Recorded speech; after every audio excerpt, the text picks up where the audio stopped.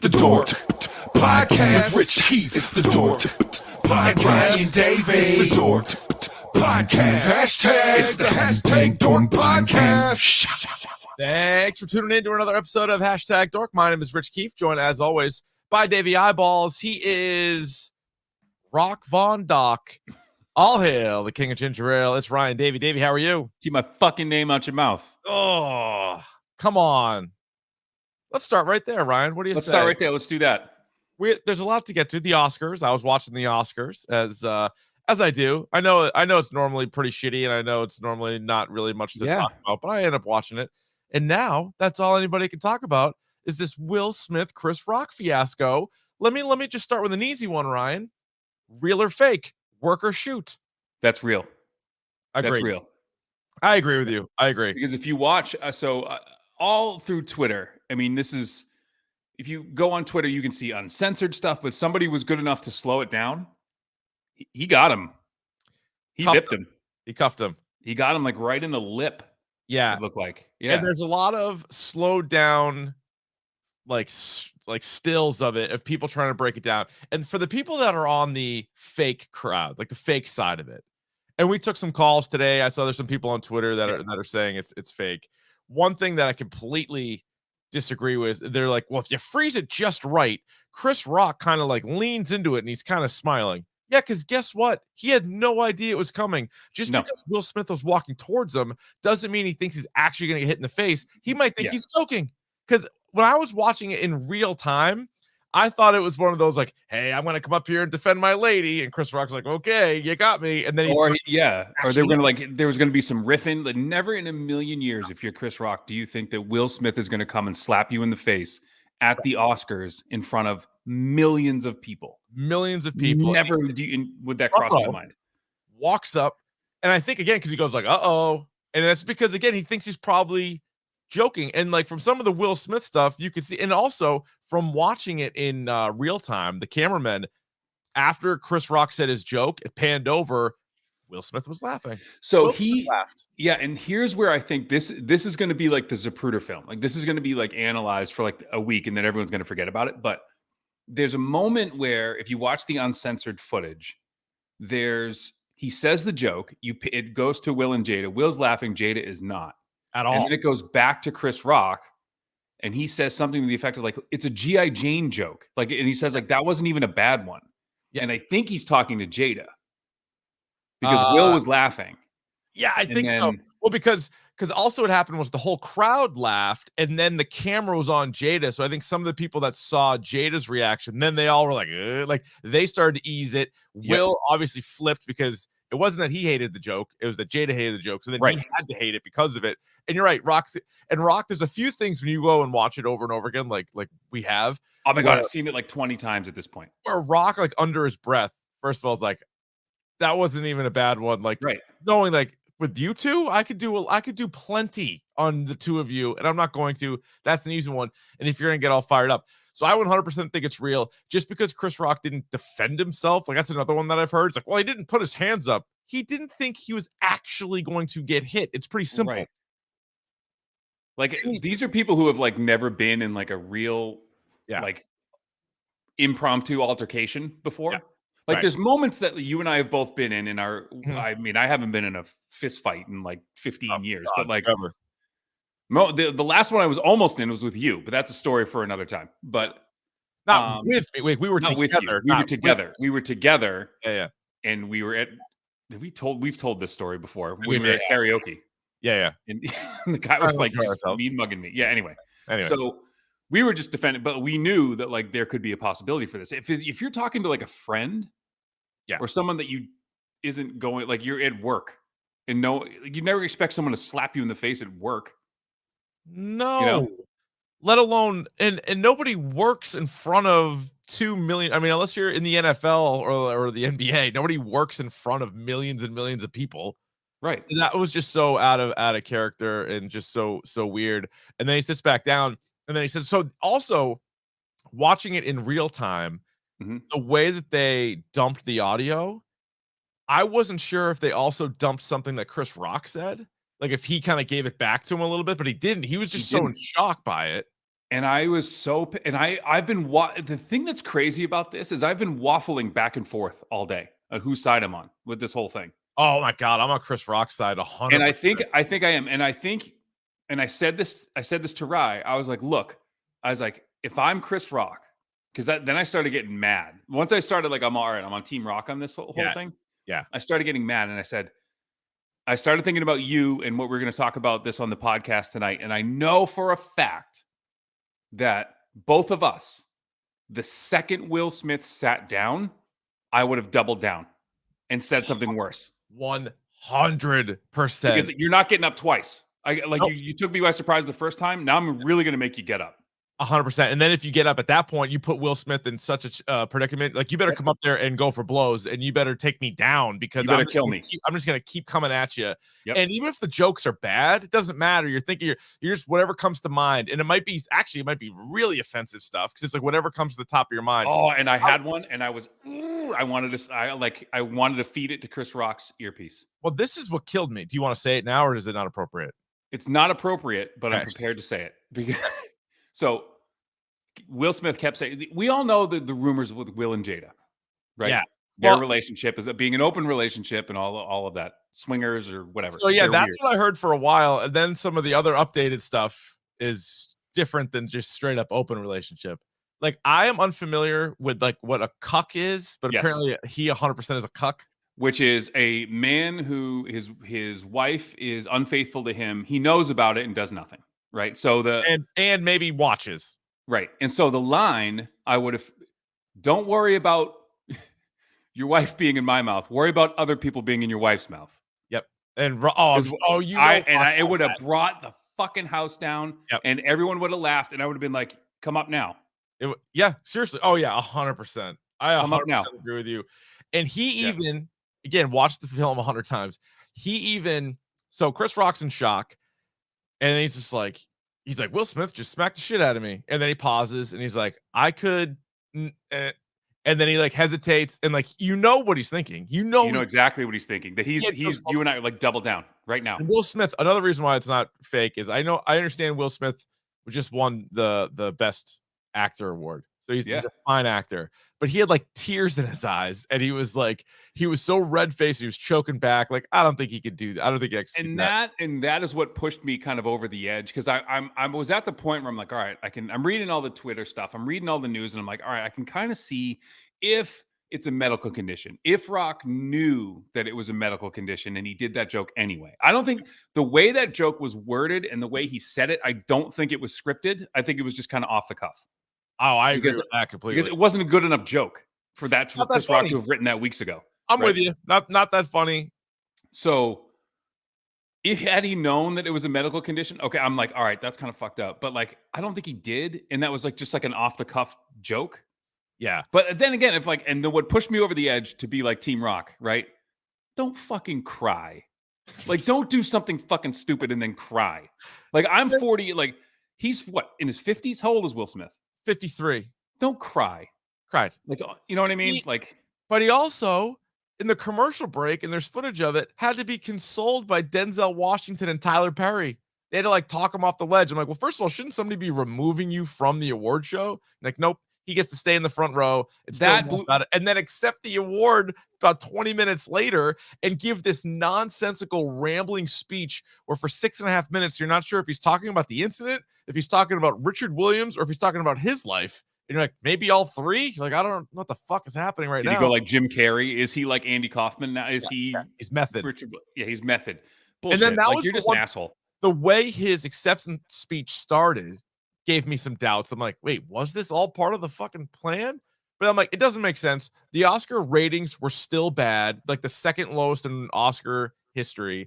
I don't think Chris Rock or Will Smith's going to get a big boost from that. They also completely overshadow Questlove from The Roots, who won an Oscar that Chris Rock gave him for the documentary. Yeah. That gets completely overshadowed. All anybody's talking about is this. It helps Chris Rock, I think, a little bit because he handled himself well. And unfortunately, he was an adult. If it, like you said, Ryan, if it was you or me, it would have been there would have been a brawl on stage, or there would have been something so offensive said that you would have gotten canceled or whatever. Like, it would have been. I would have as soon as he sat down. Yep. I would have triple dog dared him to do something again. Well, you have again because you got me by surprise. Yeah, you have two choices at that point. Yeah. If a guy smacks you in the face, which is so demeaning, by the way. Yeah. Oh yeah. You might as well have spit on. I would rather you punch me than slap me. Same. Also, weak ass slap. Will Smith, this guy's supposed to be Muhammad Ali and everything else. That was a weak ass slap. I feel like he was kind of on the wrong foot. Yeah, he was off balance. Chris Rock's like $150 probably, soaking wet. Oh yeah. And he slaps him, he cuffs him, doesn't even barely hesitates. So two things. So if somebody smacks you in public and then turns their back and walks away, two things. You can either run up from behind him and deck him and push him you don't want to do. You don't want to sucker anybody. Nope. Or you just keep talking trash. And that's exactly what I would do. You're right. Yep. I know you well enough to know that, like, if I walked up to you and slapped you, or if someone, like, don't do this when we have our live show, but like if anyone slaps me, like, I have a microphone, you don't. Yeah. So everyone's going to hear everything I say, and you're just going to be like a dickhead not like 100%. You would just keep talking. I would absolutely keep talking until you came back. Oh man, Rock. So there was also this back in 2016. Chris Rock was the host of the Oscars, and that was the year that Will Smith was in the movie Concussion, and he didn't get nominated, and he thought he should. And between that, and I believe it was also at the time, like the Oscars So White thing was really going. I mean, you can do that every year, but this year was also a thing. And so the story was Will and Jada were boycotting the Oscars. Yes. And so Chris Rock had an unbelievable line. He's like, Jada Pinkett is boycotting the Oscars. That's like me boycotting Rihanna's panties. I wasn't invited. It's an amazing line. Now, it's 6 years That's a good line. It's 6 years ago, but I bet she still remembers that. So the G.I. Jane line was not just about her being bald, but it's also just like, this guy thinks I'm a shitty actress too. But even then, like, I wouldn't, if I'm Chris Rock, I'm like, all right, I did that joke. And he even said, like, that wasn't even that bad. Like, if I did that joke and you didn't say anything to me then, right, we didn't have an issue. So I'm going to do like a little softball one. You're sitting right in front of me, like, whatever. Right? Because clearly they were right there in the front. So I don't think. Dead nuts in the middle. Dead nuts in the middle. Also, by the way, Will Smith's so tough, he's got to defend his wife. Also, doesn't thank her in his Oscar acceptance speech. Which, and like his puss kid was like, that's how we do it. Like on Twitter, like. Yeah, that kid had a tough life. Yeah, that's how you, He's been through the struggle. He's been through the real struggle. Poor kid. Yeah, I can't get over how surreal this is, in the sense that Will Smith can walk up on stage, assault somebody, sit back down, win an award, and nothing is going to happen with this. It's how we treat rich people. It's just what it is. Rich people talk about like a different set of rules. And who cares that Chris Rock isn't pressing charges? He did it in front of, you saw it happen. He doesn't have to press charges. Yeah, we all saw it completely. There's probably police in the room. Yeah. There had to have been, right? Like security, there had to be police on site. Didn't see any of them, but you're right. There probably had to be. Like, they're like, it doesn't have to press. If I walk up to you in the middle of the street and punch you in front of a police officer, I get arrested. Yeah. What if I'm like, nah, I'm good? They're like, well, we still got to talk to this gentleman. We're still going to talk to this guy. Yeah. It doesn't matter if you, it's like, could be disturbing the peace. It could be whatever. And I'm also hearing too, like, if he punched out Liza Minnelli, do you think there would have been a big issue? Or if, I go different. If it was a woman, if Jada walked up to Chris Rock and slapped him in the face. Oh yeah. I feel like it would have been a bigger deal too. Now that's the other thing too. Yeah. The other thing too, I'm all for chivalry. I am all about treating, women with respect, but like, if she wanted to smack Chris Rock in the face, she would have done it herself. Like, why do you think that what are you doing? How would you handle that? Because that was something else also got brought up. And I do think there's two things at play here. One, again, not that it's a hilarious joke. I probably wouldn't have made that joke. But there's also something different about Jada Pinkett also being a celebrity versus, it's not like he picked on some guy's wife who we don't even know. Like he's like, oh, there's Denzel's wife and blah, blah, blah. And you're like, what? Like, wait, what are you doing with that? Look at Kenneth Branagh's wife. Like, okay. Why? So that's a little awkward. So she's famous. Again, doesn't mean that everything is right to be said. But if you were in that situation, because somebody was asking me today, they're like, if somebody really disrespected your wife, and again, that's one of the few things that it now in life would set me off. But I think in that situation and knowing like how it's all at play, and if say there was a comedian on stage and they ripped my wife sitting next to me, first of all, you don't laugh like Will Smith laughed. You don't laugh if it's offensive to her. It should also be offensive to you. And then I would, in the after party, if my wife even thought that this was necessary, I would maybe say something to him about it. Like, dude, you know what? We just to let you know, we didn't appreciate it. It was also it's a medical condition and blah, blah, blah, blah, blah. You're not walking up on fucking stage and cuffing the guy in the ear. That's ridiculous. No, and you know what, Rich? You know why you would do that? Because you're an adult. Man. I'm a grown-ass man. Adult. Yeah. I would have gone a slightly different route. So Will Smith, if I'm Will Smith, all right, I'm not. Good point. I'm the odds-on favorite to win this award, to win a Best Actor award tonight. All right, so I swallow it because eventually they're going to have I'm going to swallow it, and then in the press after, when they ask me about it and they ask me about winning the award, and like someone's going to bring it up, I'm going to say, look, my wife has a medical condition, did something, she's super self-conscious. I would have played that. I would have said that to the press. Or during your acceptance speech, during my acceptance speech. But you could have even started it with like, my beautiful wife in the front row who was so courageous and blah, blah, blah. And then you're in a way, I would have you don't even mention Rock, but you're kind of burying in the joke in a way. And I would have been, and to the extent that he would have had to apologize to her. That's what I would have done. Now, if in real life you come up to me and you start disrespecting my wife, and she's sitting right next to me, different story. If she's sitting right next to me and you start talking shit about my wife, if I stand up and slap you in the face, you got off light.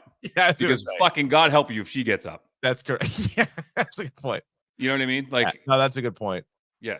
Also, there's a couple of funny like what ifs in this. Is like Will Smith only goes up there because Chris Rock is half his size.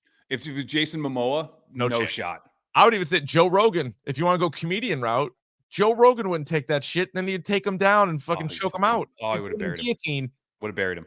So I'm not a Joe Rogan fan, but no, it doesn't matter. Yeah. I'm just saying, like somebody who is either bigger than him, as big, or somebody that has some kind of like MMA background.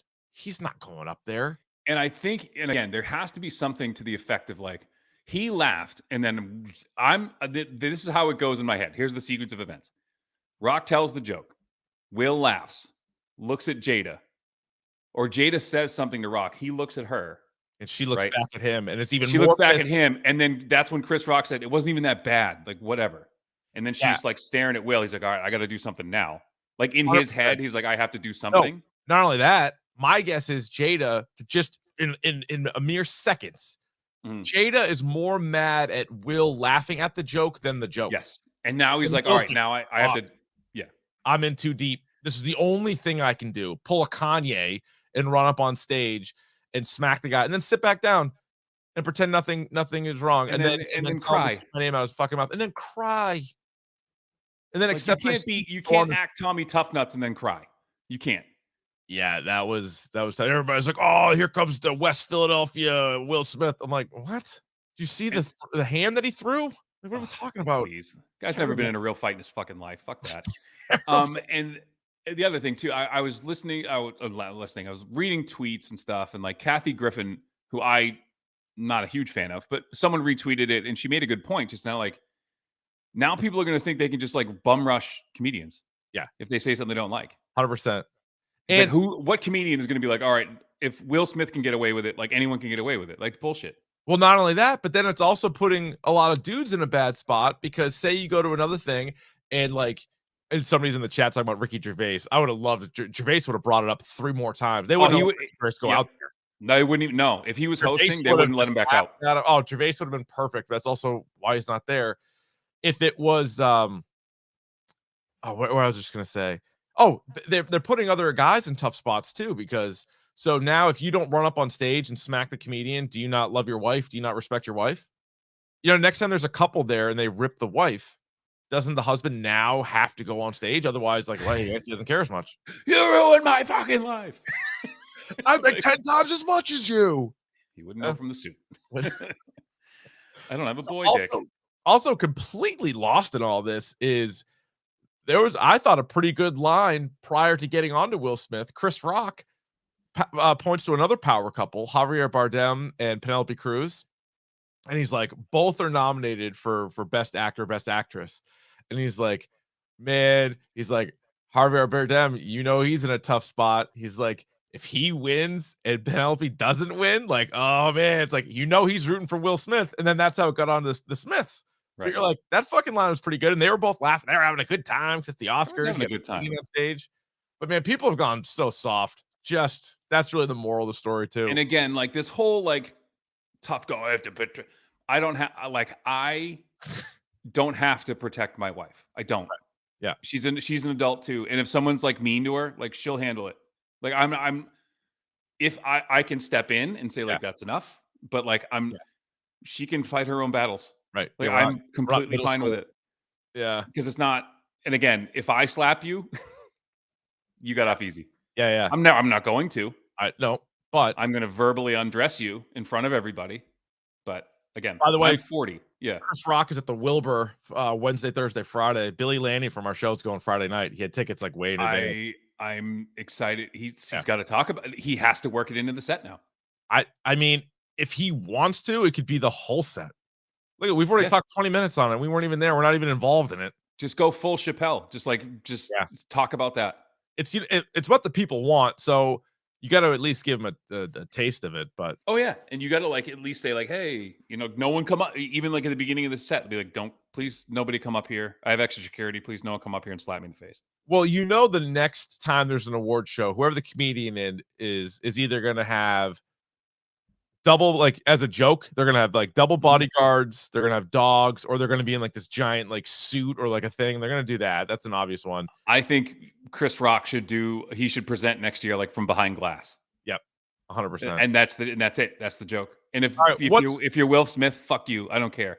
I hate Will Smith now. I was told that now the Academy has like they have like strict conduct rules. They could potentially take that away from him. I don't think they're going to, but I bet they don't. But I bet they may not ban him, but let's just say I don't think he gets nominated again. Or there needs to be a sizable monetary gift to the Academy of Arts and Film or whatever. What is the future of Will Smith? I know he's already filmed a couple of things. I think actually there's something coming out next month on Apple TV. Like this isn't good. No. Like this is bad. And again, I mean, and I know people are making this comparison, but like, look at how people treat Kanye West. Yeah. And Kanye, I think, has a better reason for doing the things that he does. I mean, going up with like talking with like Taylor Swift. I'm a firm believer that, and I'm not saying this to be flippant, but like Kanye West is like mentally ill. Yeah. Like there's something wrong. Like there's something with his health. Like there's something wrong with his health. Whether it be bipolar or whatever. And again, I'm not being flippant. I really do believe that. I loud and clear on that. And but Will Smith's just an asshole. Just an asshole. And maybe some of his cool, carefree lifestyle is not as cool and carefree as he maybe thinks that it is. Maybe that's sort of a reason for outbursts. Also, not to go down this whole road, are they still Scientologists? I think so. I know they were. I know there's a few celebrities who were and then got out. I think they still are. You just don't hear about them as much as they don't. I would say real Scientologists don't talk about it. And I think they're ones who are like they were in it, and then kind of the ones who keep talking about it are the ones that don't last very long. I think in the religion. I mean, you look at like Leah Remini and like she's out. She's for sure out. Right, but like I think that's part of the reason that she wouldn't shut the fuck up about it. But so that obviously was far and away the story. It's still like it's still crazy. It's still just ridiculous that happened. It kept me up last night. I was for a while. We talked about it a little bit on the air today, and I was like, I'm glad we're going to talk about it now. And think of it like for us, this is our wheelhouse. Like think about how many Will Smith and Chris Rock movies, TV shows, and stand-up specials we have seen over the last 20 years. I mean, the other thing, I think I tweeted out a while, like my favorite scene in Bad Boys is when him and Martin Lawrence, the guy comes to the door to date his daughter. I think that's one of the funniest scenes in those movies. Bad Boys too. I love Bad Boys. He starts waving the gun at him. I mean, that's the thing. I could separate the two. I still love Fresh Prince of Bel-Air. I still love Bad Boys 1, Bad Boys 2. I liked King Richard, the movie that he won the award for. I liked a lot of the stuff. You know He's what? also in a lot of shit. He's in a ton. I'm not gonna watch it. That's fine. Think of like one of the things that if I were given Hancock to write like the script, I think I would have done a way better job with that. Yeah. Yeah, he If was you also like think of like, and again, I'm sure it's Will Smith, so they had to like zhuzh it up a little bit. If you had like a drunk superhero, like down in his luck superhero, I think that's a fucking cool idea. And they wasted it. yeah, it wasn't great. Then he was in Wild Wild West, which is one of like the historically bad movies. He was in Bright, which I thought was terrible. Turned down The Matrix to do Wild Wild West. Yeah, whoops. I believe. Whoops. Yeah. I think you're right. No, I believe you're right. Also coming out of the Oscars, speaking of bad movies, so they're trying to appeal to more people. So they're like, let's nominate 10 movies. It's still 10 movies that nobody's seen. So then they sprinkle in these other little things, like these like fan choice awards. So there was one which was movie of the year, and then there was two. It was what was it? Cheerable moment or something like that. Cheerworthy moment. Cheerworthy moment. It was like of the last like 20 years. It wasn't even the most recent year. And so like on the list was stuff like, I don't know, the scene in Endgame where Avengers assemble, which was like a fucking sporting event, and people were like standing up in the theater. There's when all the Spider-Man get together, which was like the same, which was same thing. Unbelievable. Yeah. The number one cheer-worthy moment was when the Flash entered the Speed Force in the Zack Snyder cut of Justice League. Who the fuck? It's like by fan vote. What fan of movies voted for that? I need to know. And the next award that Zack Snyder got blows my mind even more. It's actually I can't understand. It's even crazier because you and I like Snyder cut, but I mean, there's nothing better than the fucking Avengers Endgame. Or like the 3 Spider-Men on the screen at the same time. That's fucking incredible. Like, and their whole thing is like, at least for Oscars, it should be like keep theaters alive and movies are important. Snyder Cut was released at home for free on HBO Max. Like it wasn't even a theater movie, for Christ's sake, and it won number one. And then it was a different version of a movie that we got years before that. Right. It's just a souped up version of a worse movie. Like, so then they come out with, I forget what they called this. It was just like the fan award. Like fan favorite award for this year. And I'm like, oh, that's easy. It'd probably be either Spider-Man or the Suicide Squad. It was Army of the Dead. Again, this has to like, who voted for this? Snyder, like the same people that clamored for the Snyder Cut are the same people that found this poll and found a way to vote for it. That's what it is. I did this poll never floated through my transom. I never saw it. I didn't see the poll either. I never saw the poll. Yeah, so those were two things. And then also shout out to Coda for winning Best Picture. I had a feeling that it wasn't going to be Power of the Dog. I feel like there are years where there's a shit movie that's the heavy favorite for a while, but then enough people realize it's a shit movie, and then if something else comes along, it ends up winning. So Coda, I watched last weekend or 2 weekends ago.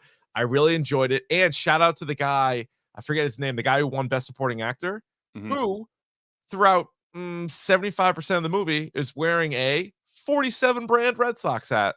So nice. Good for him and good for them. But that was a good movie. If you guys haven't seen Coda, check it out on Apple Plus. If you have that, it was good. I enjoyed it, and it takes place in Gloucester. I like how he was talking. He thanked the Gloucester fishermen, and you know, I have family in that town, so deep rooted bunch. The Millers in Gloucester.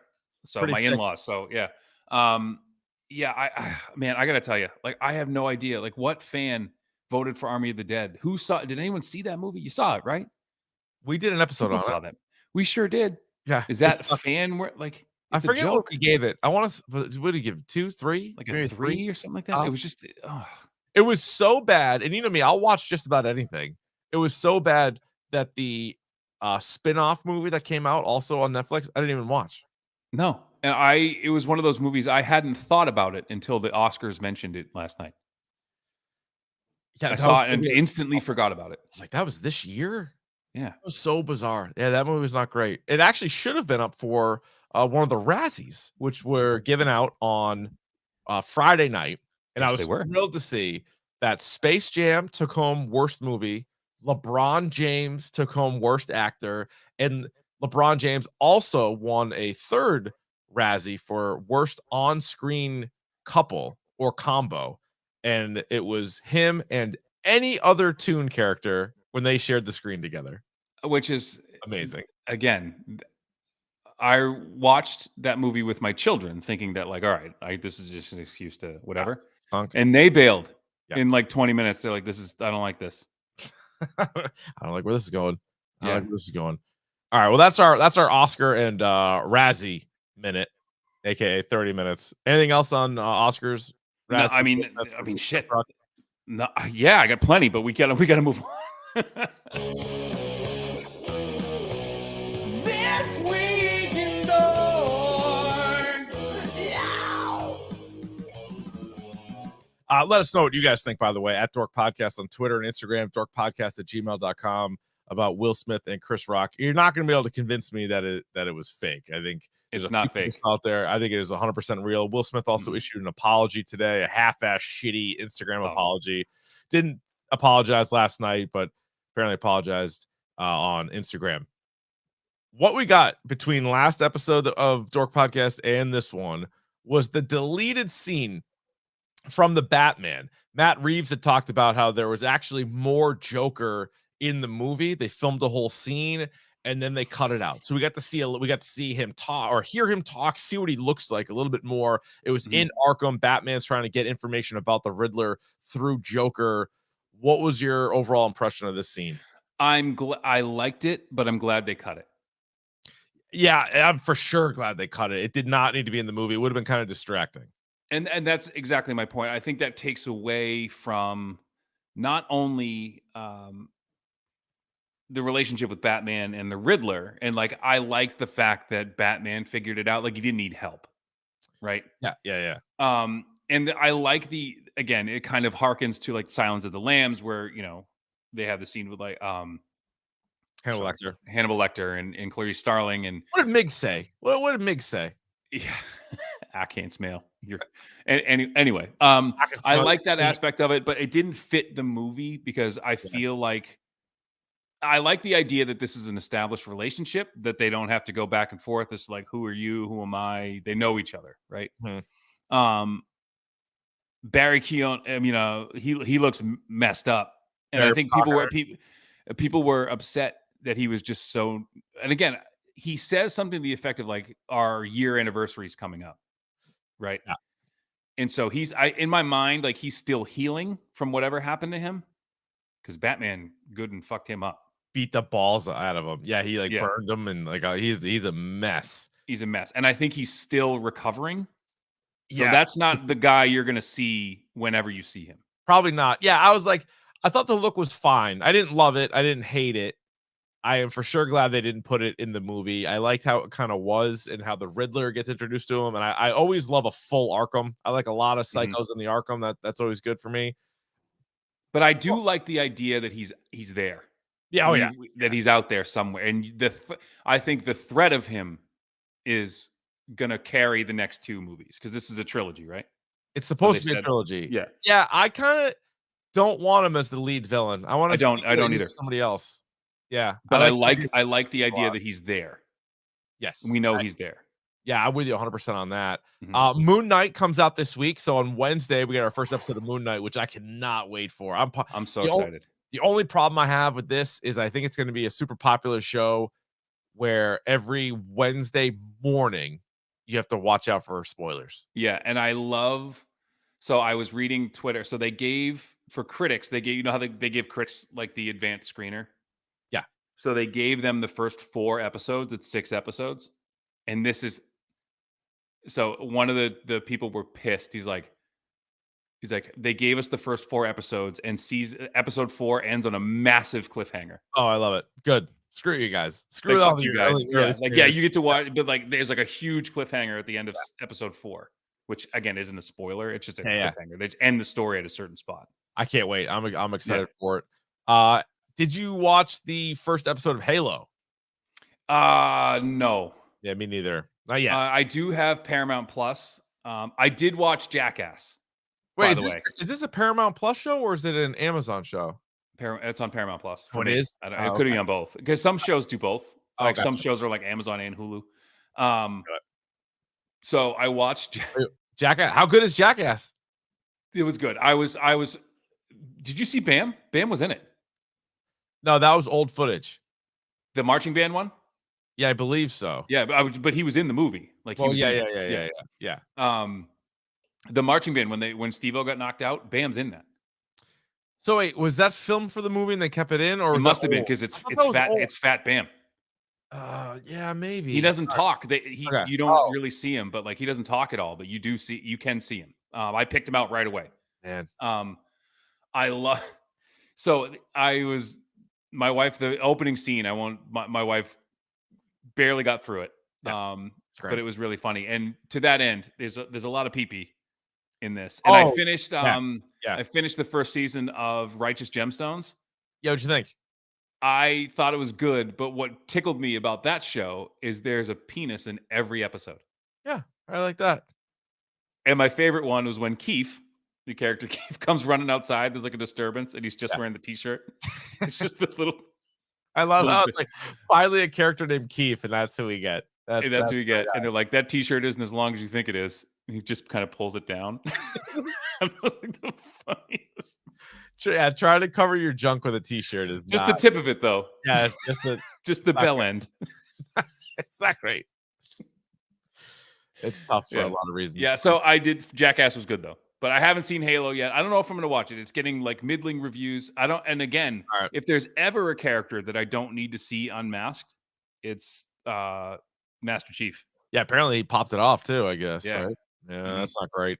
Atlanta season 3 started this week. I DVR'd it, didn't have time to watch it yet, but Atlanta is always one of the best shows. We got a trailer for the movie Men, which comes out May 20th. This is an A24 movie. This looks like an absolute mind fuck.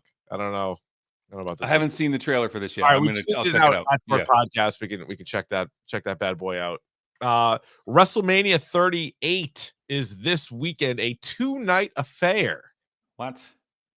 Yeah, because they were doing these WrestleManias and they were like 6-hour cards, and so they were like Saturday and Sunday. Now they're doing them. That's stupid. The other thing too that really pissed me off is like they have this whole package where I was kind of excited about it because people are like, oh, Stone Cold's coming back, but he's not really wrestling.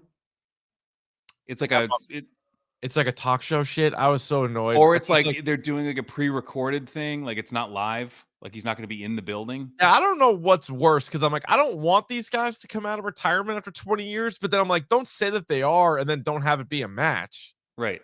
So that's kind of annoying, but it's free on Peacock, so I'm going to watch. And I watch WrestleMania every year anyway. And then I find out that, so it's a really sad story. Who's the wrestler who passed away? He drowned. He was saving his son.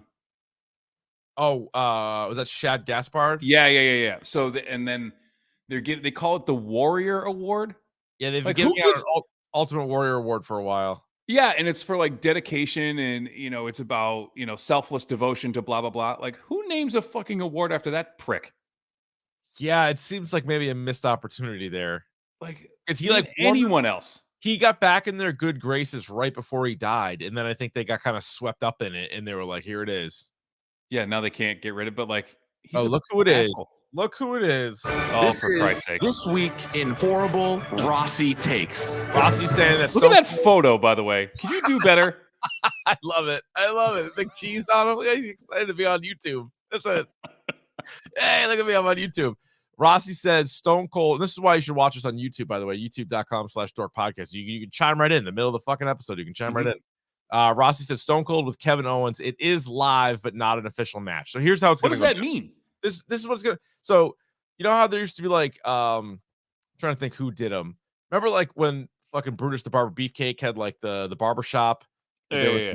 Like wrestlers have like Piper's Pit. Remember that shit? Oh, the Shockmaster he tripped over the two before? Yeah, but like he came into like a show.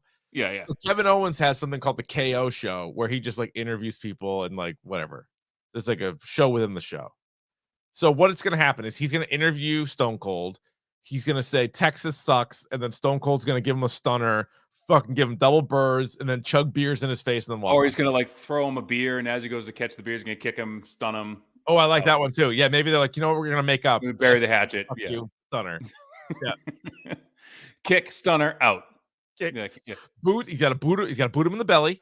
Yep. You go, and then he's stomp a butthole in him. Right. How would you sell the stunner? There's two ways that you can take a Stone Cold Stunner. So hold on. There's two ways. Yep. You can either act like you're dead immediately and just drop to the ground and then start convulsing like Vince McMahon did once, or you can act like you're spring loaded like The Rock and like shoot up like 3 rows. I thought that's the best way to sell a stunner is you go and you're like you're got hydraulics and you're like you just pop straight up in the air and land flat on your back. I think that's you need to supersell the stunner. 100%. It's okay.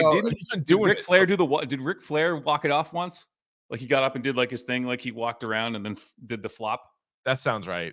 That sounds like I love that too. Yeah, that is really good. At the very least, you'll see him take give out a couple of stunners. I think that's really and so someone mentioned the one I was thinking of. It was Rossi, the one Scott Hall. He went like boom, he like jumped and just went straight back. Like on his back. That was the best sell I've ever seen. But like The Rock did it well too. I kind of like though, like if you're not into that, if you're not athletic enough to do that, just act like as soon as he grabs your head, you're dead. Your neck's broken.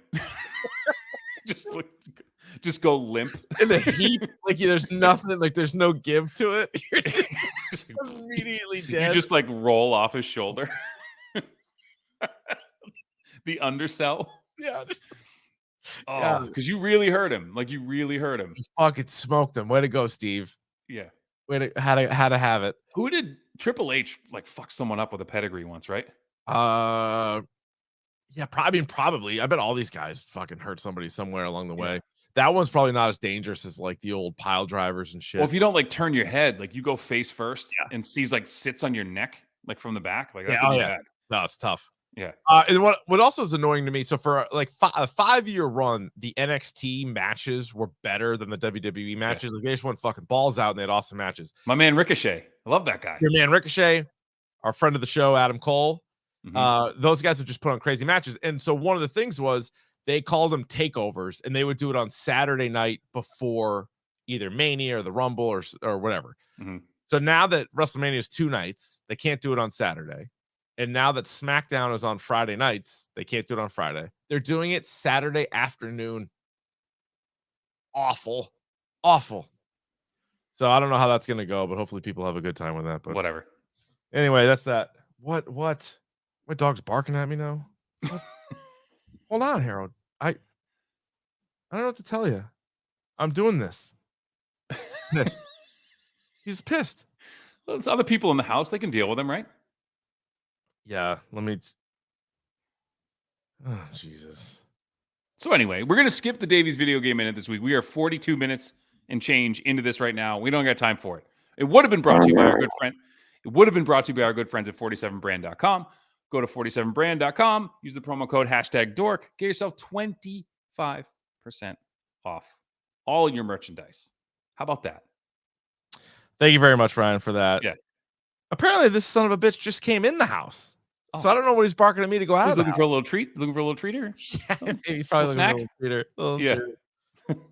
Oh God, he is. I love him. I love him to death, Ryan. But so you don't.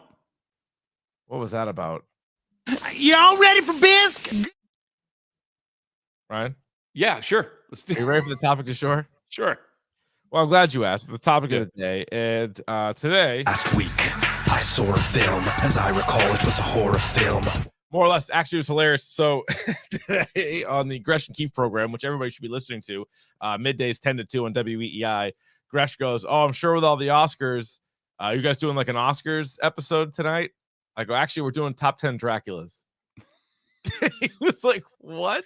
Yeah, that's Draculas. It, folks.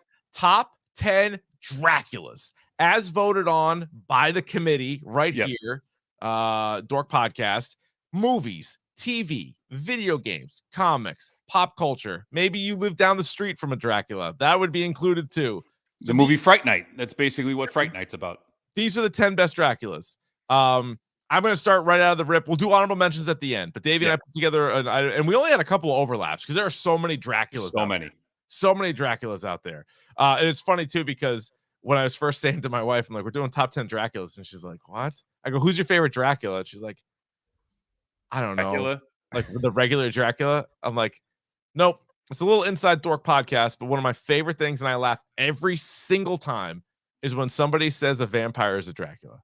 I love that too. That's the backstory behind all of this. So these are really, it's really a top 10 vampire list, but they're all called Draculas by certain people. I'm going number 10 Dracula for me. Yes.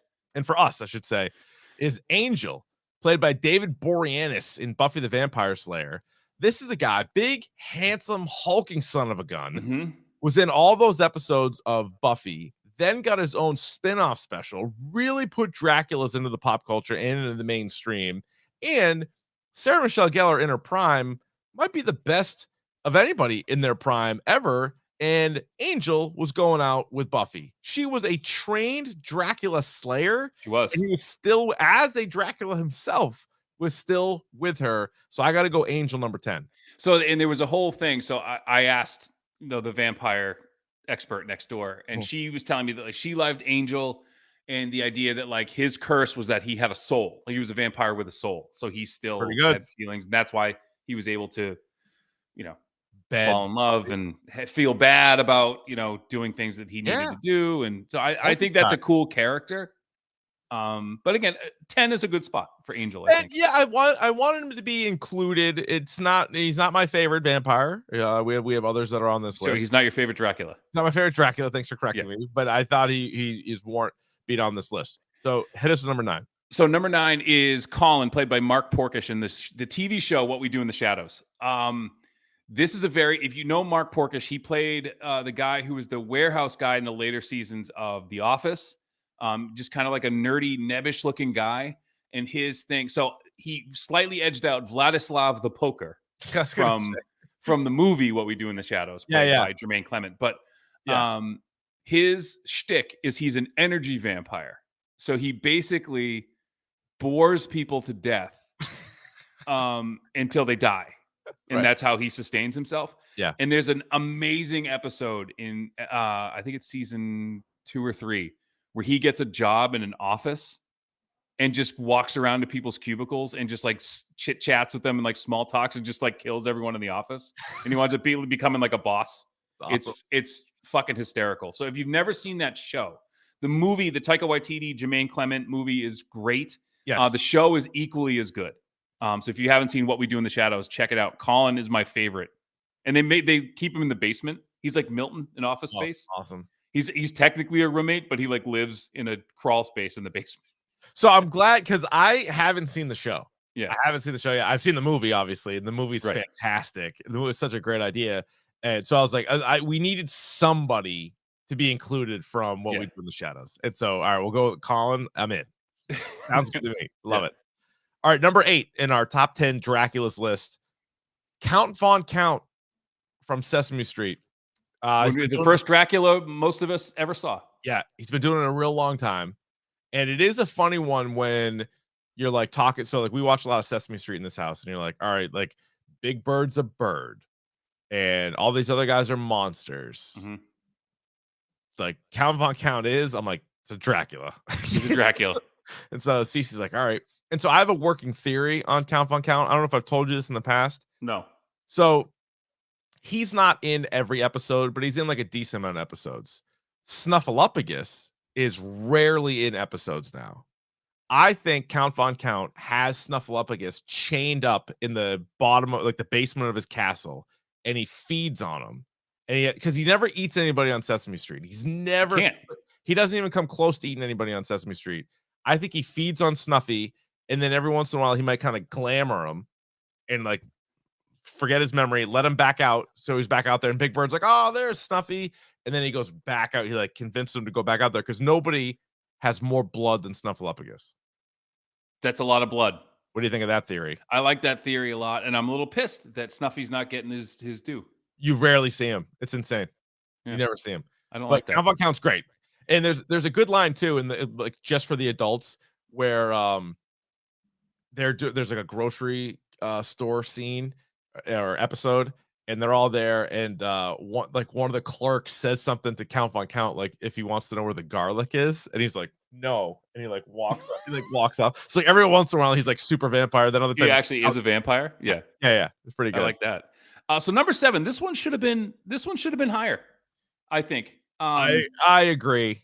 Ellie, played by Lena Leanderson from Let the Right One In. Probably my favorite Dracula movie is Let the Right One In. Yeah. And a la Kirsten Dunst, she is a forever child vampire, which makes it more terrifying. It's scarier, and that's why I love them both. I had Claudia, portrayed by Kirsten Dunst, high on my list. Yes. So I think that's why so she's she's an honorable mention, but I'm glad that she made it because Let the Right One In is definitely a better movie. It's a way better movie. And wasn't Kirsten Dunst nominated for an Oscar for that? I think she was.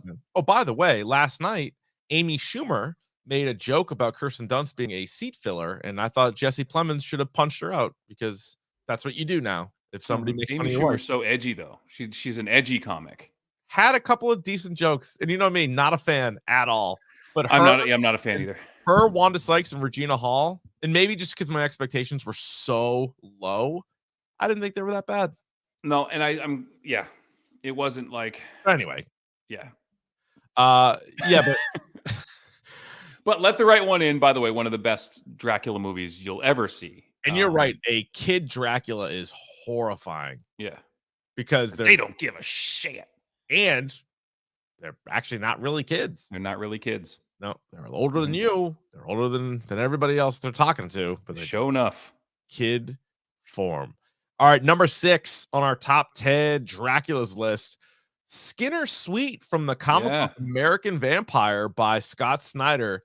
This is a great one. This comic is awesome. And it got off the ground because Stephen King backed it. Mm-hmm. And the early issues, Stephen King and Scott Snyder alternated writing them. And then it eventually just became a Scott Snyder project. And Skinner Sweet's great. And he's one of those Draculas where you're like, he's a bad guy. Oh, wait a minute. Is he kind of a good guy? No, he's a bad guy. He's a super bad guy. Yeah. No, it's fun because that story too also jumps times. So like you see what it's like to be a Dracula at all different times throughout history. So Skinner Sweet's good. We've recommended that comic book a bunch, but he comes in at number 6.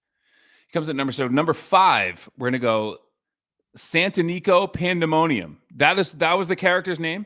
Yeah, I looked it up. I didn't think that character had a name either. I don't know. All I need to say, it's Selma Hayek in From Dusk Till Dawn. That's all. Friend of the program, 100%. Intimate friend of the program. Yes. And what an awakening! Like you're watching this movie, and you know this is a Dracula movie. You don't really know how they're gonna get there, right? But boy, when she shows up. All eyes were I remember watching this movie for the first time, and it was a room full of teenagers glued to the screen when she showed up. Yeah, I'm a man that night when I watched. Oh my god! Yeah. Obviously, I don't like the snake play. I'm not a big and nothing with the snakes. Keep the snakes away. But yeah, that is outrageous. I love that movie. That is like That's a good movie. That's one of my go-to movies, and I don't think it cracked our Dork top 50 horror movie list. I feel like you and I voted for it. Nobody else did. I definitely did because it's Robert Rodriguez, Quentin Tarantino produced with George Clooney in it. Like, if I pitched that movie to you now, you'd be like, "Fuck yeah!" Like, yeah, I'm gonna do this. Wait, hold on. So Robert Rodriguez, who's done all of these things, and Quentin Tarantino, and George Clooney, and George Clooney and the Gecko brothers. So you have this awesome side story. Oh, by the way, Harvey Keitel and Juliette Lewis are in it too. Yeah, just as they are. Like what? Yeah, I love that movie. All right, number 4 on our list of top 10 Draculas, Eric Northman, played by Alexander Skarsgård from True Blood. I'm a sucker for True Blood too. I was until I wasn't. I think when the I get that. I get it. When there's a lot of episodes, there's a lot of seasons. It's not all the best, but once they introduced witches, I was kind of out. There was all kinds of stuff. There was the Lizzie Kaplan season might have been the last season I watched. I think that was the first season. Was it? When she was with Jason? Yeah, I'm pretty sure that was like the third. No, that was like the third season. Dude, I think Lizzie Kaplan died in the first season. Did she? Let's look this up. I am interested. I would give this show's too daunting to do a rewatch of. Like, there's just too many episodes. Hold on. She was in seasons 1. She was in 1, but it's all. It says like, Didn't she Film, die in season television. 1? I guess she did. I thought she. Okay, never mind. But she talk about a smoke show too. Lizzie. I Camp. love Anna Camp in that show, like the super religious yeah. girl Sarah she played. Mm-hmm. Wow, So good. that wasn't the last season. That's the last season I was like fully invested in, and then I was kind of like, okay. Then like once what Lizzie was the guy's name? Kaplan was in a total of 6 episodes. Cool. Who was the guy? The chef. Lafayette. So once he became like a brujo, I was like, Yeah. Well, they had like Were Panthers. They went down a road on that show. They had all kinds of stuff. But Lafayette is legit one of the best TV characters ever. Jason Stackhouse, I thought was a good character. Yes. But of all the vampires, and there was a lot of vampires obviously in the show, or a lot of Draculas, and a lot of really good Draculas. Gonna go with, I think the best, and the one that was in it the start to finish, he was always intriguing, he's always interesting, was Eric Northman. And there was a cool, I think it was seasons 1 or 2 when his Godric, when he was talking his relationship with Godric. I thought that was cool because it was kind of like the way Godric mentions it is he's like, I created you, but I'm also like your father, son, brother, friend. Like I like that. Godric was great. Evan Rachel Wood was in this show. She was really good. She was a really old vampire. Deborah Ann Wall was wonderful in the show. Wall was good because she was like the young vampire, like she had just turned. Yeah, and this show is good too because you had like Eric and Bill. It's these 2 vampires down there, and suke. A lot of suke. And but one started as like, this is the good vampire, this is the bad vampire, and then they changed places as the show went on. I don't know. I like it. That show hit me in all the right spots. And I liked the idea that like vampires exist and that we've created this like synthetic blood that they can like live off of. Yeah. That's kind of a cool idea. It is. Yeah. And I also like this show where they sort of go down the road of, all right, we know what human blood does to Draculas, but what does Dracula blood do to humans? Like that was pretty cool. And like how that's a drug, and like it was pretty sweet. Yeah, that was. So number 3, we're just going to kick it this way. Dracula. Yeah. Gary Oldman's Dracula from Bram Stoker's Dracula. I loved. This was cool. This was really cool. And I loved the backstory where the name Dracula comes from. His kind of relationship with, who did Winona Ryder play? I'm drawing a blank. Mary Murray. No, what was her name? It started with an M, but it was like, anyway. So I loved what makes this cooler too. And we were talking about it when we were playing Mario Kart. This run of Gary Oldman had from like 92 to like 96, and like the movies he was in and the characters he played. Yeah. You said this is you would regard him as the greatest actor of all time. Yeah. Mina Murray.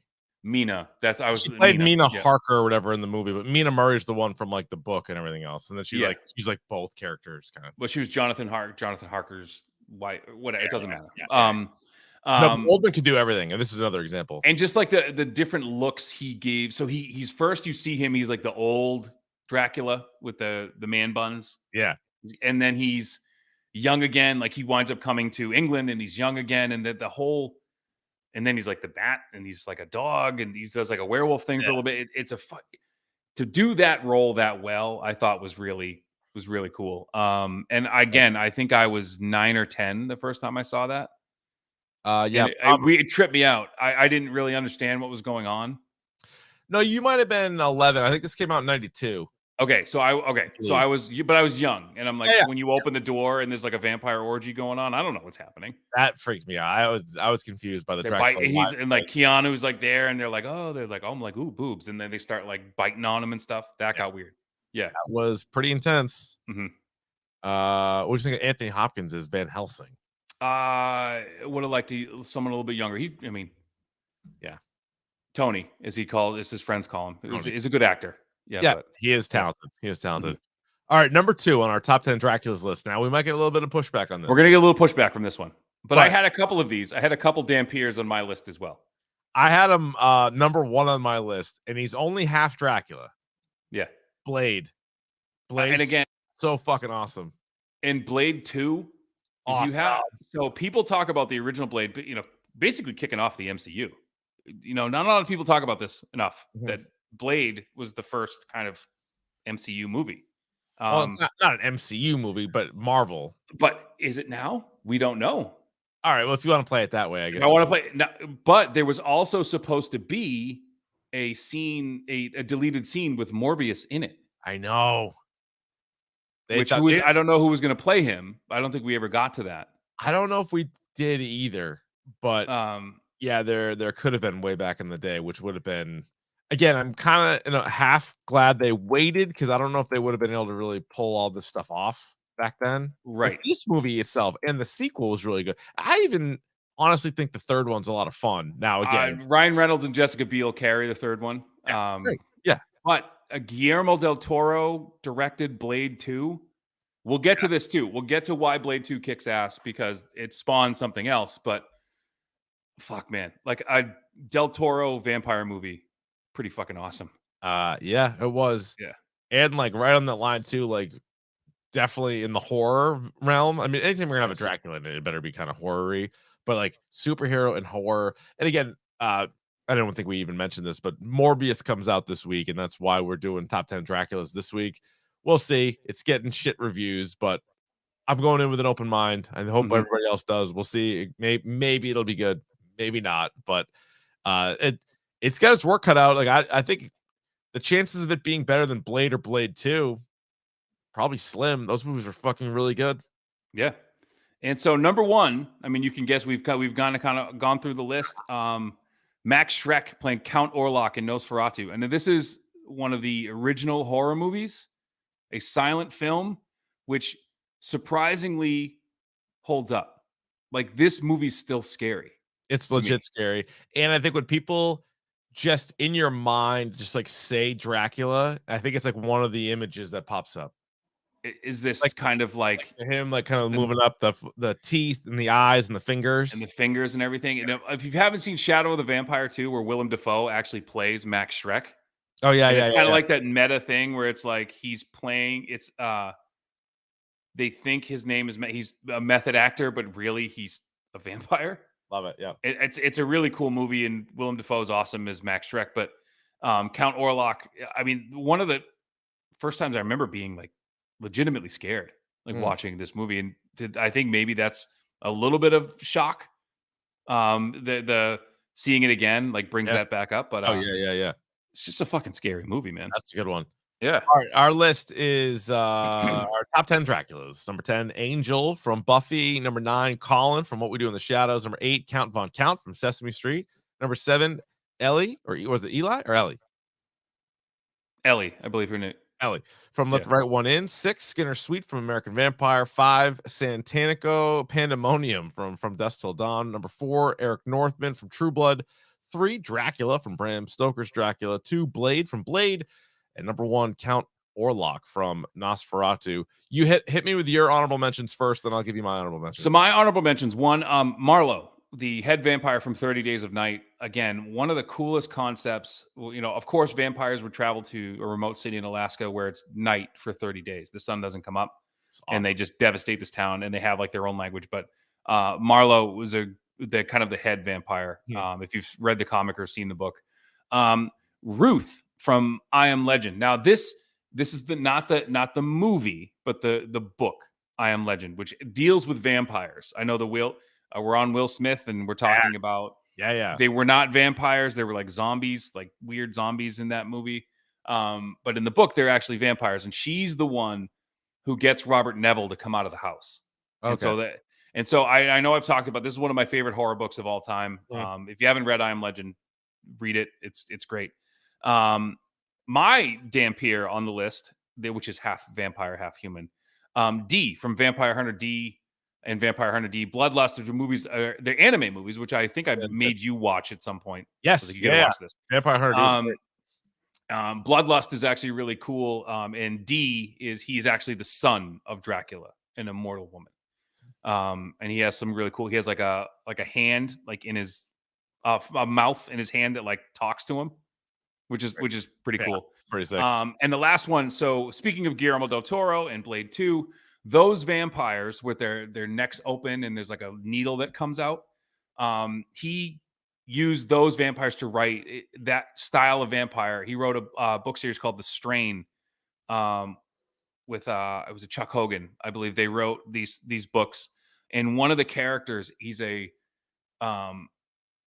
son of the master vampire. Mhm. We say son, but the master vampire turned him. He's an ex-Roman gladiator who is now, he runs a black ops that takes out like unpure vampires, and his name's Quinlan. So you get like this like old school Roman who's now like he has like an assassination squad that takes out other vampires. Yeah. It's pretty fucking badass. Yeah, and they put that into a TV show too, which They did, and Quinlan's in it. Yeah. He's in it. Yeah, but he's a fucking cool character. All right, some of the honorable mention Draculas I had, Cassidy from the comic book Preacher. And I completely forgot about Cassidy. I completely forgot. He was such a cool character. I forgot he was a Dracula. Good in the TV show too, but better in the comic book. Mhm. Count Chocula from the serials. Mhm. Pretty good Dracula. Claudia, we already mentioned from Interview with the Vampire. That was the Kirsten Dunst character. Celine from Underworld. Yep. Kate Beckinsale. Yeah, Kate Beckinsale, Underworld. Mhm. Akasha from Queen of the Damned. My God. Aaliyah. Aaliyah. May she Queen rest of in the peace. Damned. Yeah. Yeah. David from the Lost Boys. Yeah, that's a good one. Kiefer Sutherland. Yep, Kiefer Sutherland. Yep. Caleb Colton. Or May from Near Dark. So Near Dark to me is one of the best underrated, nobody talks about Dracula movies, or even just horror movies in general. And that's the one. It was Catherine Bigelow, right? Directed that. Yes, it was her first. It was her first movie she directed. And then Morbius. Again, not the Jared Leto Morbius. I don't know, but I'm just saying from comic books, and just to have a Marvel vampire, a full-on vampire, like I like it. So he's on the list.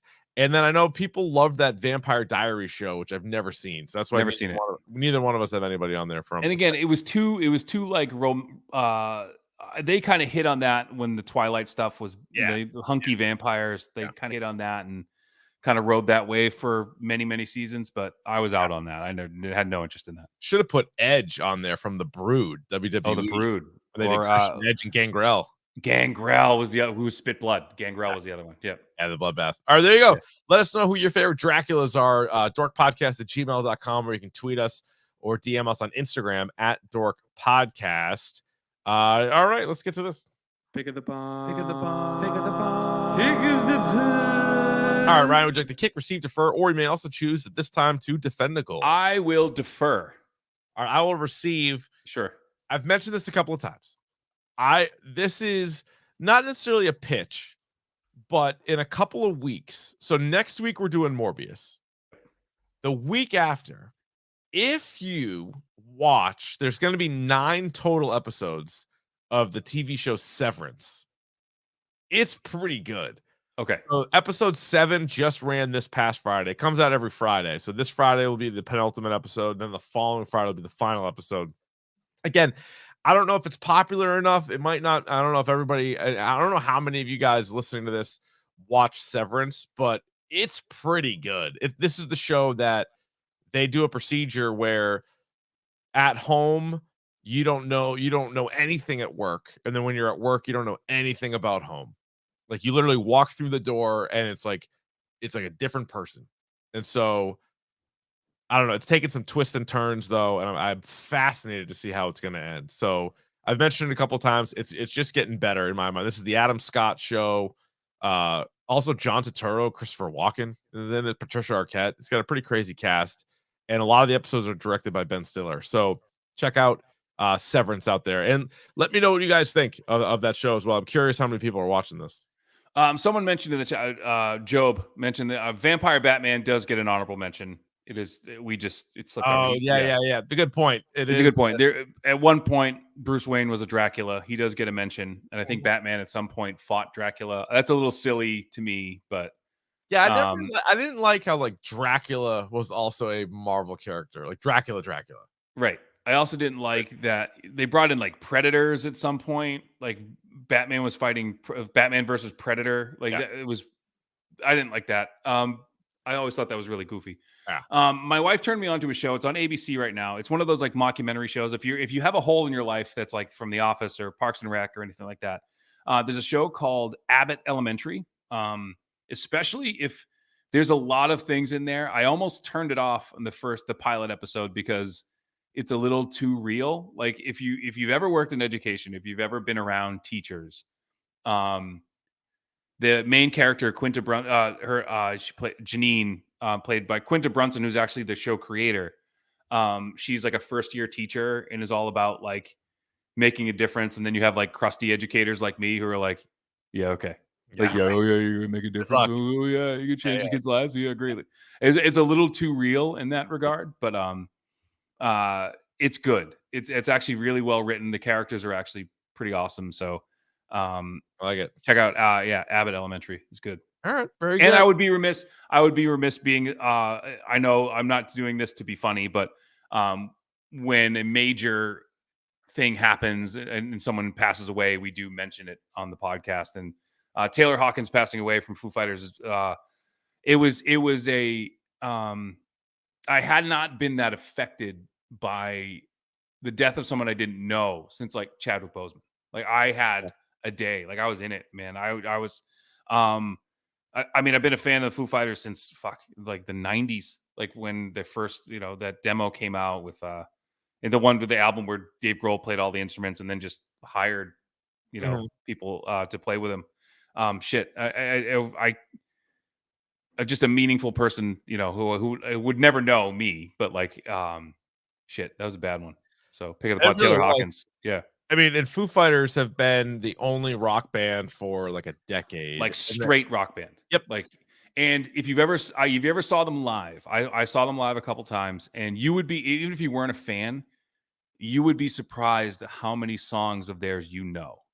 Oh like yeah, like how many of their a lot of good music from them. They got a ton of hits. I really want to see. I know it's going to be like goofy, but I really want to see Studio 666. It's the movie that just came out about the Foo Fighters like writing an album or whatever, and it's like a horror comedy. I think like Little Pick of Destiny. Yeah, it is. It's very Pick of Destiny-esque, but Dave Grohl, Taylor Hawkins, they're all in that. And that one was that's brilliant. Only 50 years old, and I'm like, man, he's 50. I'm like, I feel like the Foo Fighters have been around forever. And the story is like he was Alanis Morissette's drummer when she was like the biggest star in the world. And Dave Grohl called him. He's like, hey, man, I'm looking for a drummer. I just need someone to. And he's like, yeah, me. Wow. And that was like, and he's like, what do you mean? Like, you're touring with Alanis Morissette. You're in her band. He's like, yeah, I'm going to play with you. Oh, my God. Yeah. Crazy shit. I don't know. What do you think? I mean, you think about Dave Grohl, and I know it burned real hot, but being in Nirvana and then having Kurt Cobain die, and then now that was only a few years, but it was still so incredibly impactful. Yeah. And then he's in Foo Fighters forever. I mean, Christ, when was their first thing? In the 90s? 90. I want to say like 96 or 95. Wow. And then 2022, and then like, what do you think? 95. Do you think Foo Fighters continues, or do they do? That's the thing. I mean, I go back and forth with this all the time. Like, I like the idea of like the Ship of Theseus. Like, is it still the same band? If you replace a part of it, is it still the same band? I don't think it is. I think the only way you can do this, and Dave Grohl plays drums and sings. That's the only way you can do it. He can do it. I mean, of course he can. Man, would you want to? I don't know. I mean, I think the only person who can sit in that seat other than Taylor Hawkins is Dave Grohl. Correct. Yeah, you can get someone else to play guitar. They have 3 guitar players in the group.